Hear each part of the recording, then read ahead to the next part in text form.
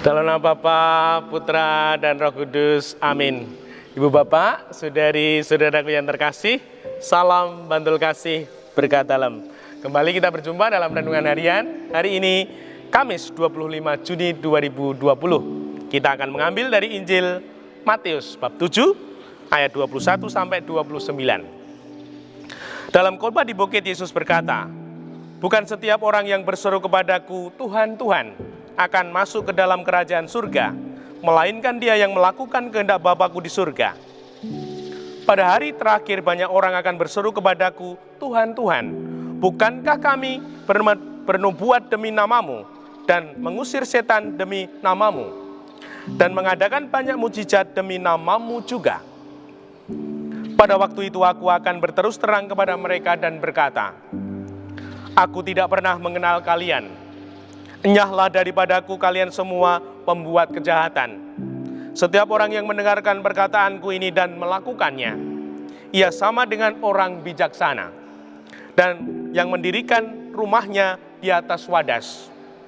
Kemudian turunlah hujan dan datanglah banjir. Lalu angin melanda rumah itu, tetapi rumah itu tidak roboh, sebab didirikan di atas wadas. Tetapi setiap orang yang mendengar perkataanku ini dan tidak melakukannya, ia sama dengan orang bodoh yang mendirikan rumahnya di atas pasir. Kemudian turunlah hujan dan datanglah banjir, lalu angin melanda rumah itu, sehingga robohlah rumah itu dan hebatlah kerusakannya." Setelah Yesus mengakhiri perkataannya ini, takjublah orang banyak itu mendengar pengajarannya, sebab ia mengajar mereka sebagai orang yang berkuasa, bukan seperti ahli Taurat mereka. Demikianlah Injil Tuhan. Terpujilah Kristus. Saudari-saudaraku yang terkasih, hari ini Tuhan mengingatkan kita bahwa kita ini sungguh diciptakan penuh dengan rencana, bahkan rencana yang besar. Kehendak Tuhan ada dalam diri kita. Semoga kita mampu menemukan kehendaknya, sehingga hidup kita menjadi seturut kehendak Tuhan. Mari kita cermati hidup dan diri kita ini. Kita diciptakan. Telinga kita ada berapa?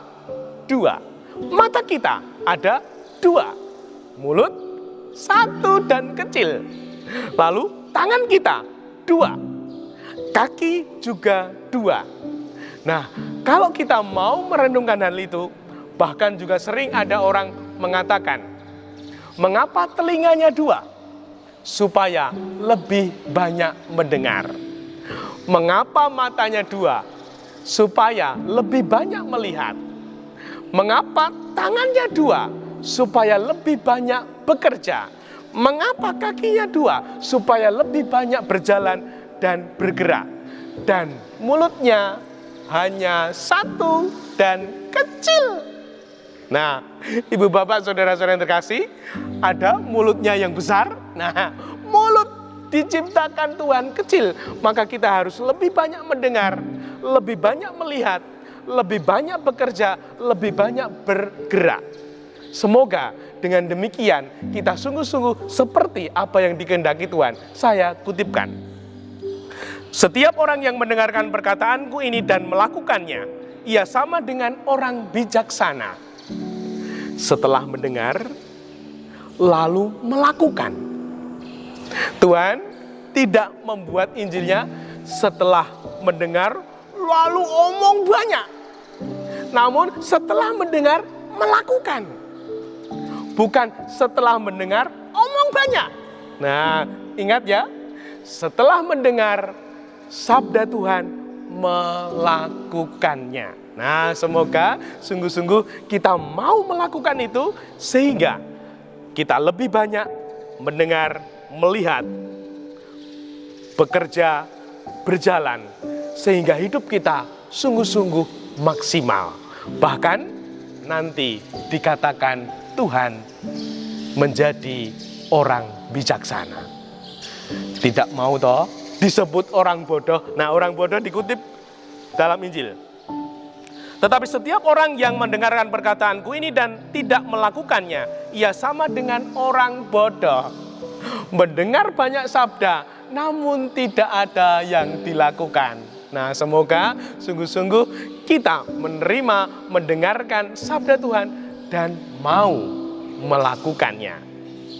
Semoga hidup kita semakin seturut kehendaknya. Dimuliakanlah Tuhan kini dan sepanjang masa. Salam bantul kasih, berkah dalam. Dalam nama Bapa, Putra, dan Roh Kudus. Amin.